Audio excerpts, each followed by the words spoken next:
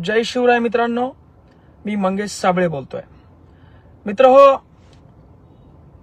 2 दिवसापासून काही मराठा समाजातीलच पक्षाच्या चाटुकर्त्यांचा फोन येतोय आणि मराठा समाजामध्ये तेढ निर्माण करण्याचं, मराठा समाजात फुटी निर्माण करण्याचा ते प्रयत्न करतायत। मी माझं स्पष्टीकरण स्पष्टपणे दिलेलं आहे की माझं आंदोलन आणि सन्माननीय मनोज जरांगे पाटील यांचं आंदोलन हे एकच आहे। कुंभी म्हणून प्रमाणपत्र, सरसकट प्रमाणपत्र देण्यात यावं, त्यासाठीच आम्ही लढतोय। पण या ठिकाणी मला तुम्हाला या ठिकाणी स्पष्ट करायचंय, जे की मी करू इच्छित नव्हतो ते मला आता नाविलाजाने करावं लागतंय।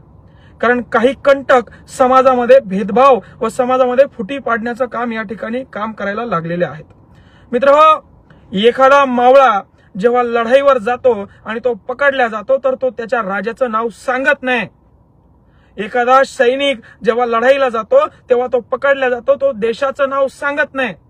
त्याचप्रमाणे आमची गत झाली, आम्ही काचा फोडल्या, पकडल्या गेलो, म्हणून सन्माननीय जरांगे पाटील यांच्या आंदोलनाला, शांततेच्या उपोषणाला कुठलंही गालबोट लागू नये म्हणून आम्ही त्यांचं नाव घेणं टाळलं। एवढंच नाही तर मराठ्यांच्या देवाच्या विरोधात आम्हाला त्या 2 दिवसापुरतं बोलावं लागलं।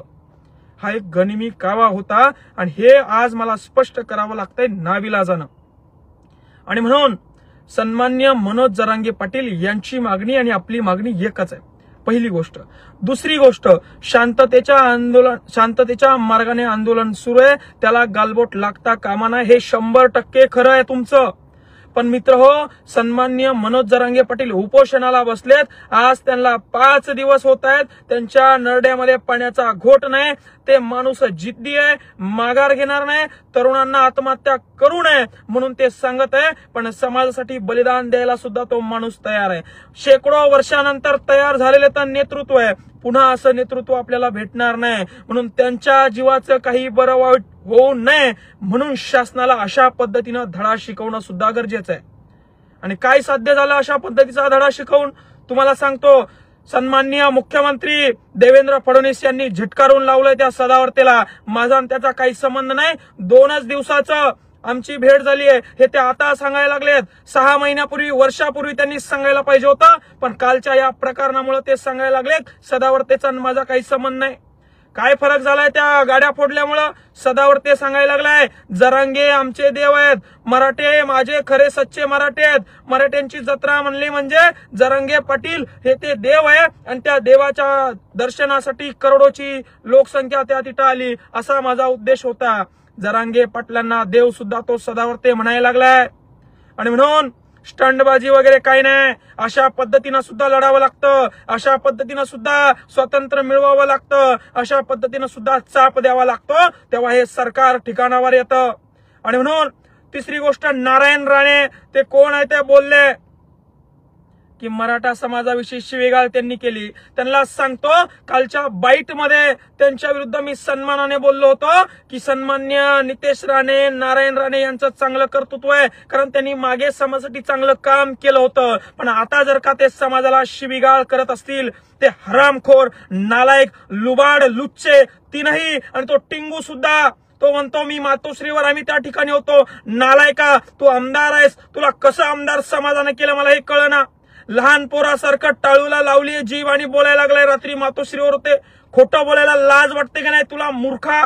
आणि तू समाजाविषयी तुझा बाप, तुझा भाऊ आणि तू वक्तव्य करणं आधी बंद कर, नाहीतर त्या सदावर्ते सारखा तुला सुद्धा चाप मराठे समाज दिल्याशिवाय राहणार नाही, रस्त्यावर तुला फिरकू देणार नाही। लक्षात ठेव, तुम्ही समाजापेक्षा मोठे नाही, जास्त माजू नका।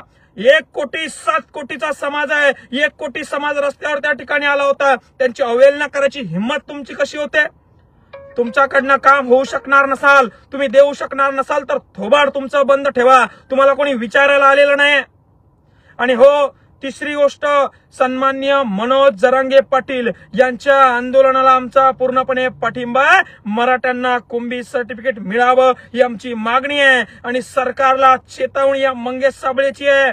जर का मनोज जरांगे पाटील यांच्या जीवाचं काही बरं वाईट झालं तर याद राखा, तुम्ही 30 दिवसाचा वेळ मागवला होता, तुम्हाला 40 दिवस वेळ दिलाय आणि सकाळी लाईव्ह येऊन पत्रकार परिषदेत तुम्ही सांगता अजून वेळ लागतो। झोपा काढत होते का तुम्ही?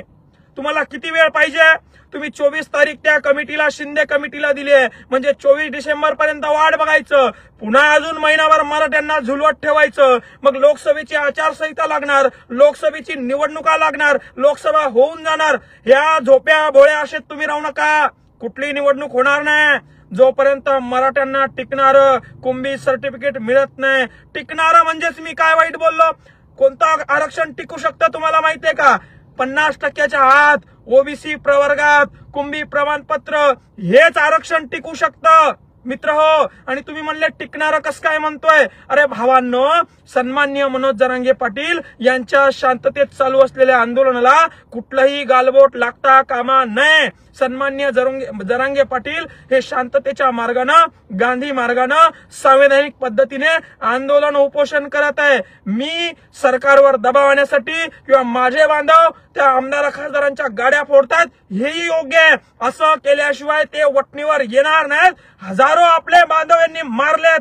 सन्माननीय मनोज जरांगे पाटील यांना आपल्यातून जाऊ देणं आपल्यासाठी खूप महागाचं आहे. हजारो लाखो वर्षापूर्वी असे नेतृत्व उभं राहतात. छत्रपती शिवाजी महाराजांनंतर मनोज जरांगे पाटील यांचा फोटो घराघरामध्ये लागणार आहे. आरक्षण भेटल्यानंतर त्यांचा लढा मोडीत काढण्याची ताकद कोणामध्ये, दानत कोणामध्ये नाहीये. मी तर चिल्लर माणूस या ठिकाणी. मी माफी मागतो सन्माननीय मनोज जरांगे पाटील, ते आमचे देव आहेत. मी दिलगिरी व्यक्त करतो का मला त्यावेळी त्यांच्याविषयी बोलावं लागलं, पण मी एवढा नादान नाहीये. मी जर का राजधानीत जाऊन काचा फोडत असेल तर एवढा चिल्लर नाही की स्वार्थीपणासाठी माझ्या देवाला नाव ठेवेल. पण नाविलाजानं, मजबुरीनं पोलीस प्रशासन, सीबीआय, एसबीआय हे आंदोलन कसं मोडीत काढायचं याच्यावर लक्ष ठेवून होते. म्हणून मी त्यांना विरोधात बोललो, बोलावं लागलं. नव्हे तर मी बोललो. याचा कुणी गैरफायदा घेऊ नये. मराठ्यात फूट पडली आहे. मराठे 2 ठिकाणी झाले, जव्हाळगट, मवाळगट. असं काही होणार नाही. सन्माननीय मनोज जरांगे पाटील यांच्या मार्गदर्शनाखाली आंदोलन सुरू आहे.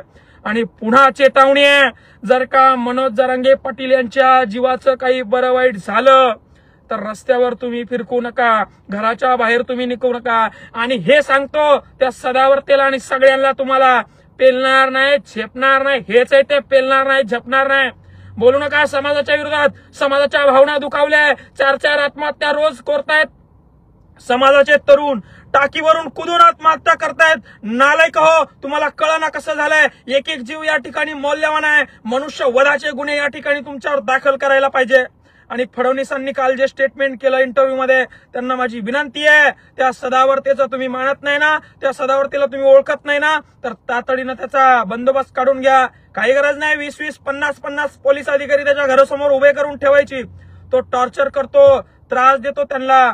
आणि म्हणून देवेंद्र फडणवीस, सन्मान्य एकनाथ शिंदे यांना विनंती आहे, सोमवारी अधिवेशन बोलून तात्काळ मीटिंग मध्ये काहीतरी मार्ग काढून सन्माननीय मनोज जरांगे पाटील यांच्या जीवाला काही धोका होणार नाही. मराठ्यांना कुंभी म्हणून आरक्षण मिळेल. तातडीने निर्णय काढा, नाहीतर गावागावात फिरणं तुमचं बंद होईल. आता तर उपमुख्यमंत्र्यांचा ताफा अडवलाय, त्यांच्या सभा कॅन्सल केलाय. आणि हो, तो नितेश राणे, निलेश राणे यांनाही सांगतो की तुम्ही रस्त्यावर तुम्हाला फिरकू देणार नाही.